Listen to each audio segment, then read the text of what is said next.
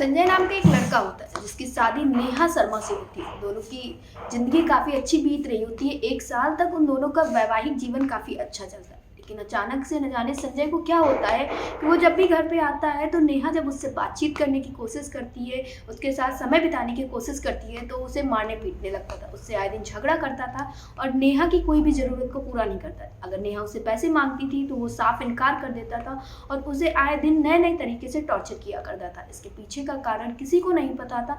नेहा भी काफ़ी परेशान रहती थी। जब ये सारी चीज़ें काफ़ी ज़्यादा बढ़ती चली गई, एक दिन जब वो घर आया और अचानक से नेहा को मारने लगा तो नेहा पूछी कि क्या हुआ है, तो वो कहता है कि मुझे तुमसे तलाक चाहिए। तो ये सारी बातें जब नेहा अपने घर पे बताती है तो उसके अगले ही दिन जो नेहा के पिता होते हैं वो आते हैं और नेहा को उसके घर लेके चले जाती हैं, यानी कि नेहा अपने मायके चली जाती है। और कुछ दिन बाद ही जो संजय होता है वो तलाक के कागज़ जो होते हैं वो भेज देता है उसके घर पे और थोड़े दिनों में दोनों का तलाक हो जाता है। दोनों की ज़िंदगियाँ अलग हो जाती हैं, दोनों अपनी अपनी ज़िंदगी में आगे बढ़ने लगते हैं। उधर जो नेहा थी वो पढ़ने में काफ़ी अच्छी लड़की थी। शादी के पहले भी उसने अच्छी खासी पढ़ाई की थी, लेकिन शादी की वजह से उसकी पढ़ाई बीच में रुक जाती है। उसने सोचा था कि वो शादी के बाद कंटिन्यू अपनी पढ़ाई करेगी, लेकिन संजय उसे पढ़ने नहीं देता है।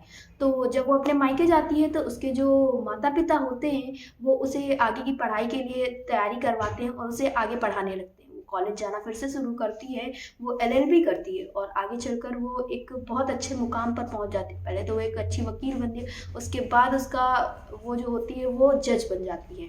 और इधर जो संजय था वो तलाक के बाद एक लड़की से शादी करता है जिसका नाम रुचि होता है।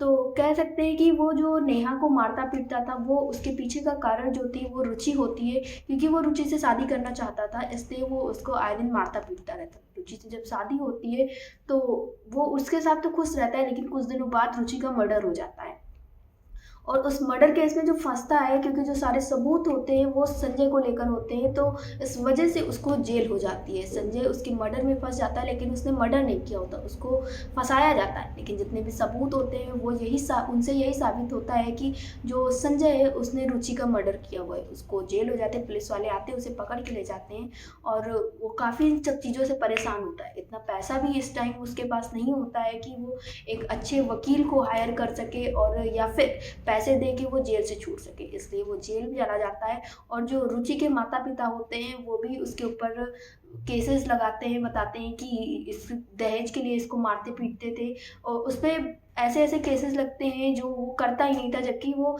नेहा को तो मारता पीटता था पहले। लेकिन जब उसकी शादी रुचि से होती है तो रुचि को वो बहुत प्यार से रखता था, बहुत अच्छे से रखता था।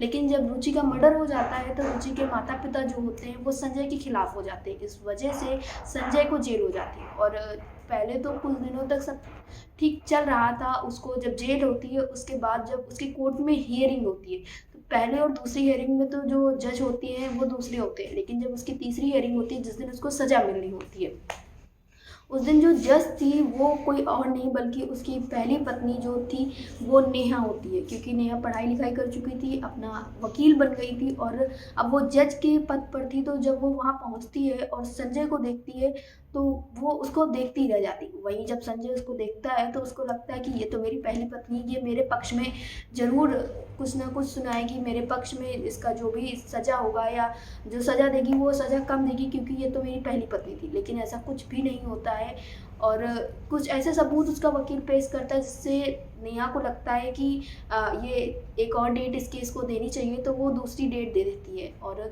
जब सब कुछ हो जाता है, कोर्ट से वो निकलने लगती है तो संजय दौड़ कर जाता है उससे मिलने और उसके पैर पकड़ लेता है, उससे माफ़ी मांगता है। तो वो सारी बातें नेहा को बताता है कि उसने रुचि का मर्डर नहीं किया है, उसका मर्डर किसी और ने किया है, बस उसको फंसाया गया है। उसको फंसाने के पीछे का कारण किसी को नहीं पता है, लेकिन उसको फंसाया गया है। ये सारी चीज़ें होती हैं तो नेहा को भी कहीं ना कहीं उन सब चीज़ों में सच्चाई समझ में आती है, क्योंकि जितने भी वहाँ पे सबूत दिखाए गए थे वो संजय के पक्ष में तो थे, लेकिन फिर भी उसे थोड़ा सा डाउट था कि हाँ संजय जो है वो इतना गलत काम तो नहीं कर सकता है। ज़रूर उसे मारता पीटता था लेकिन वो किसी का मर्डर नहीं कर सकता है, क्योंकि वो इन सब चीज़ों से काफ़ी ज़्यादा डरता था। तो जब नेहा उसे दूसरी डेट देती है तो फिर संजय उससे मिलता है, उससे उसका नंबर लेता है, वो साफ इनकार कर देती है, लेकिन किसी न किसी तरह से वो उसका नंबर निकाल लेता है और रात में उसे जब फ़ोन करता है तो जब नेहा फ़ोन उठाती है और देखती है कि संजय सामने से संजय पूरी कहानी बताता है ऐसे-ऐसे हुआ, तो वो कहती है ठीक है कल तुम मेरे ऑफ़िस में 9 बजे आके मिलना फिर आगे की बात करेंगे। जब संजय उसके ऑफ़िस में जाता है तो वो एक मिठाई का डिब्बा लेके जाता है और नेहा को सारी बातें बताता है, फिर से हर एक चीज़ बताता है कि उसके उन दोनों के तलाक के बाद से कैसे रुचि उसके घर पे आई थी, दोनों कैसे अच्छे से रह रहे थे। तो इन सब चीज़ों में पता चलता है कि जो एक रुचि थी, उसका जो भाई था, उसका एक कज़िन जो था, वो रुचि को मारना चाहता था, इसलिए वो मारना चाहता था क्योंकि जो रुचि थी वो अपने माँ-बाप की इकलौती लड़की थी। रुचि का कोई भाई नहीं था, इस वजह से वो उसका जो कज़िन था वो उसे मारना चाहता था, उसकी पूरी प्रॉपर्टी लेनी। ये सारी बातें उसने उसको बताई, तो उसको चीज़ें समझ में आने लगी थोड़ा। लेकिन इन सब चीज़ों के बाद भी जो संजय था वो नेहा से बार-बार माफ़ी माँगता है और बोलता है कि तुम फिर से एक बार मेरे पास वापस आ जाओ, अब मैं तुम्हें कभी नहीं मारूँगा। लेकिन इन सब चीज़ों से नेहा साफ इनकार कर देती, कहती नहीं बस हमारा तुम्हारा संबंध सिर्फ इस केस तक है, उसके बाद मैं तुम्हें नहीं जानती तुम कौन हो और तुम मुझे नहीं जानते कौन हो।